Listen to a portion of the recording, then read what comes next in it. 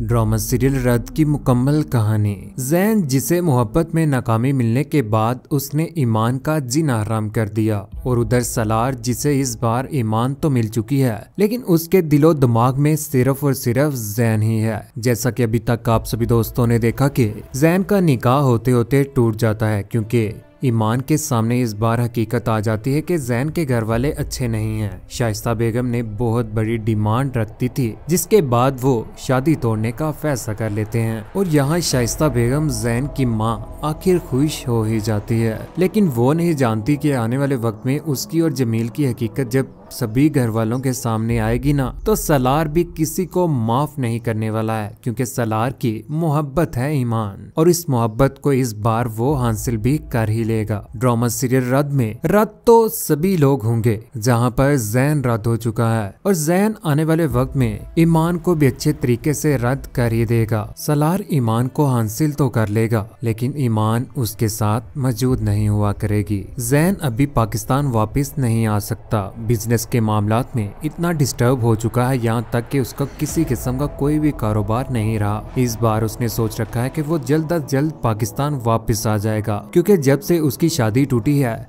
ईमान के साथ, उसने फैसला कर लिया है कि इस बार वो ईमान का पीछा नहीं छोड़ेगा। ईमान को कॉल्स भी करने की कोशिश करता है, लेकिन ईमान उसके साथ बात नहीं करती। जैन कहता है कि तुमने बहुत गलत किया है, मोहब्बत की थी ना तुमने मेरे साथ, अब मरना मत, एक ना एक दिन तुम्हारे रास्ते में मैं जरूर आऊंगा। उसकी ये बात सुनने के बाद यहाँ पर ईमान बहुत ज्यादा परेशान हो जाती है। उसे समझ नहीं आती कि आखिर वो ऐसा क्या करे कि जैन उसका पीछा छोड़ दे, क्योंकि उसने साफ साफ सभी घर वालों को मना कर दिया, यहाँ तक अपने बाबा को भी कह दिया कि वो कभी भी जैन के साथ निकाह नहीं करेगी। जो कुछ भी हो चुका है उस सब का जिम्मेदार जैन भी है। जैन को अपनी माँ की हकीकत का शुरू से लेकर आज तक पता था, लेकिन उसने कभी भी साथ नहीं दिया हमारा। अपनी माँ के खिलाफ खड़ा होने को हो सकता था, लेकिन वो खड़ा ना हुआ। जैन इतना कसूरवार तो नहीं है, सारा का सारा कसूर शाइस्ता बेगम का ही है, लेकिन इस बार भुगतना जैन को ही पड़ रहा है। जैन अकेला म्यूजिक सुन रहा है, परेशान हो चुका है, तन्हा हो चुका है। उसे मोहब्बत हो गई थी ईमान के साथ भी,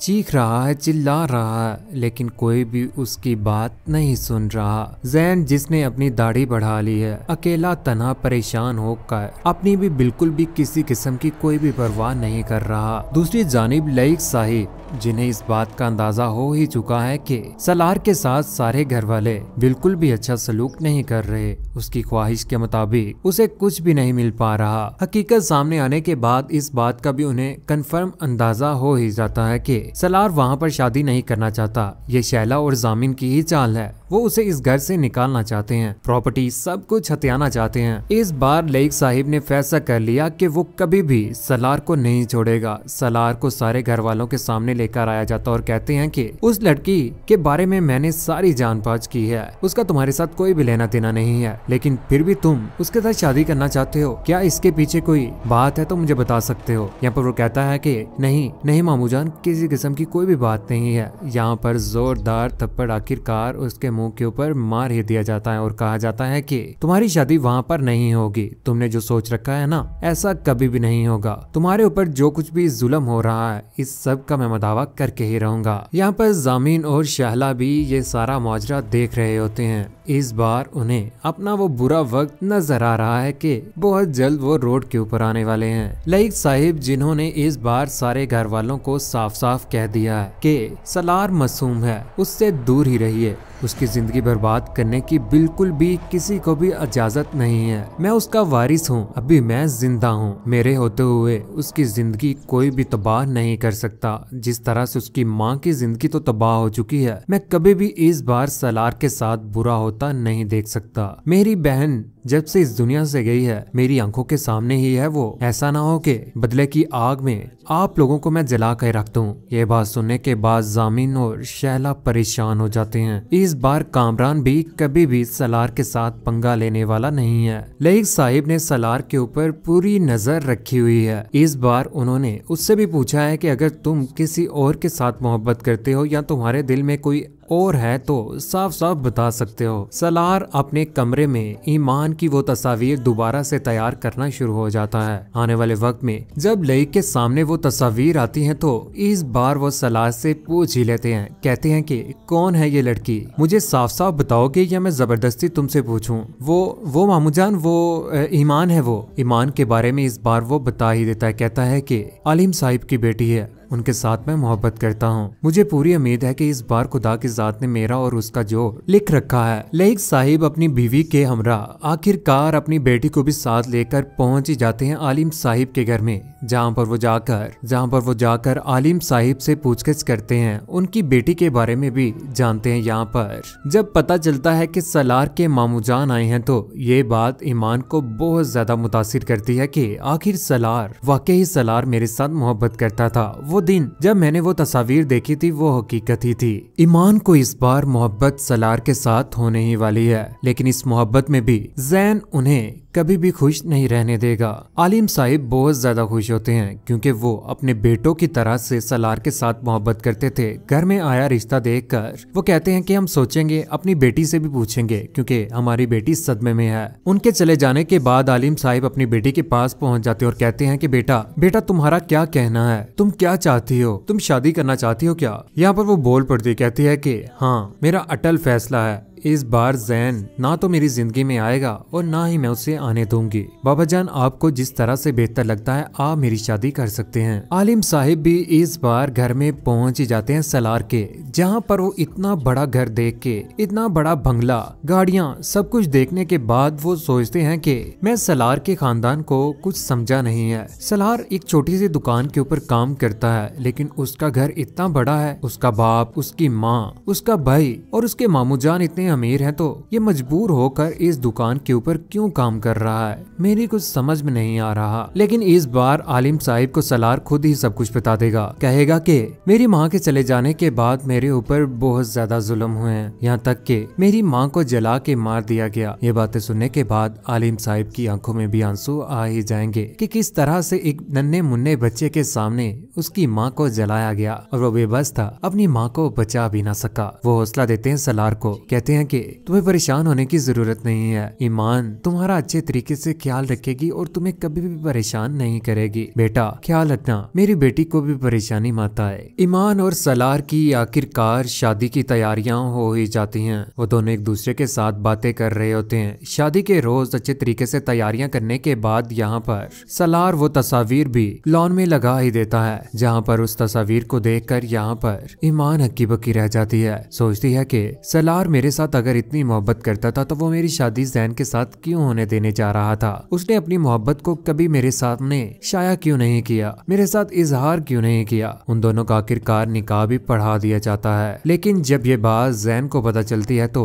आखिरकार वो पाकिस्तान वापिस आ ही जाता है। जैन के पाकिस्तान वापिस आने के बाद यहाँ पर घर में वो तोड़ फोड़ कर रहा होता है। बानो आपा और अपने बाबा के सामने कहता है कि आप लोगों ने मेरे साथ अच्छा नहीं किया, कोई ना कोई ऐसी बात थी जिसकी वजह से ईमान ने शादी से इनकार कर दिया, लेकिन ये वजह मैं सभी घर वालों के सामने लेकर आऊंगा और जिसने भी ऐसे किया है उसे मैं कभी भी जिंदगी में मुंह नहीं लगाऊंगा। लेकिन उसे इस बात का अंदाजा ही नहीं है कि ये जो कुछ भी किया है उसी की ईमान ने किया है। वो कभी चाहती ही नहीं थी कि ईमान के साथ जैन की शादी हो। शादी के बाद सलार के साथ ईमान तो रहना शुरू हो चुकी है, लेकिन वो नहीं जानती थी कि उसके पीछे पीछे इस बार जैन भी आ ही जाएगा, उसका रास्ता रोकने की कोशिश करेगा। यहाँ तक कि रात को सोई होती है, उसके ख्वाबों में भी जैन ही आ रहा है और उसे डराने की कोशिश कर रहा होता है। बाहर जैसे ही ईमान उसे नजर आती है तो ईमान का हाथ पकड़कर उसे घसीटता हुआ पास ले जाता है और उससे कहता है कि ईमान ऐसा क्या हुआ जिसकी वजह से तुमने मेरा साथ छोड़ा है? मेरी तरफ से आपको क्या परेशानी आई है? मेरे बाबा ने अपने घर को गिरवी रखकर बैंक से लोन लेने की कोशिश की है और वो पैसे तुम्हारी माँ को देने थे। ये बात सुनने के बाद जैन के पांव तले से जमीन निकल जाती है। इस बार अपनी माँ को भी खरी खरी सुना ही देगा जैन। शादी के बाद सलार और ईमान एक दूसरे के पास बैठे होते हैं।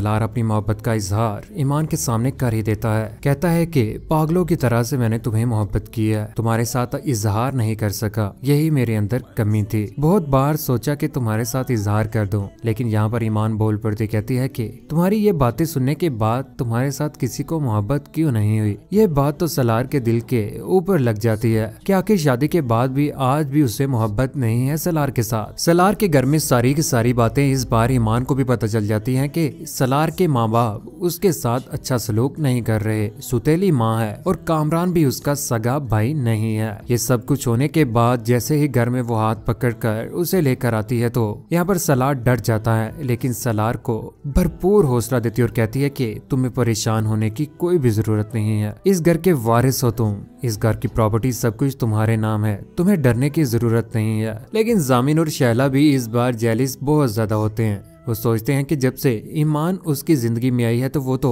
बिल्ली से शेर बन चुका है, इस बार वो उससे डरते भी हैं। ईमान और सलार के दरमियान शादी के बाद बहुत ज्यादा लड़ाई झगड़े होंगे, लेकिन ये लड़ाई झगड़े सिर्फ और सिर्फ सलार को मजबूत करने के लिए होंगे कि अपने हक के लिए खड़े हो जाओ, क्यों डर रहे हो इन लोगों से, शुरू से लेकर आज तक डरते ही तो आए हो, यहाँ तक कि अपनी माँ को भी गवा दिया। माँ की हकीकत जब सुनती है ईमान तो उसकी आंखों में भी आंसू आ जाते हैं और कहती है कि तुम्हें अपनी माँ का भी बदला लेना है। माँ के बारे में सोचने के बाद यहाँ पर वाकई ही सलार के अंदर इतनी ज्यादा मजबूती आ जाती है कि वो जामिन के सामने भी बोल पड़ते हैं। कहते हैं कि बाबा जान आपने मेरे साथ अच्छा नहीं किया, मेरी माँ को इस दुनिया से रुखसत करने वाले भी आप ही हैं। जामिन कहता है कि सलार क्या तुम्हें इस घर में फसादी नजर आते हैं? नहीं, मुझे इस घर में अब कातिल नजर आते हैं। सलार उनके पास से गुजर जाता है क्योंकि सलार को इस बात का अंदाजा हो चुका है कि सलार की माँ को मारने वाला जामिन ही है, जिसने दूसरी मोहब्बत करके सलार की माँ को कत्ल कर दिया, यहाँ तक कि सलार के सामने ही उसको जलाकर राख कर दिया। सलार ईमान के दिल से जैन की मोहब्बत को निकालने की भरपूर कोशिश करता है और कहता है उसे कि मैं तुम्हारे साथ मोहब्बत करता हूँ, तुम जैन का जिक्र मत किया करो। और वो आगे से कहती है कि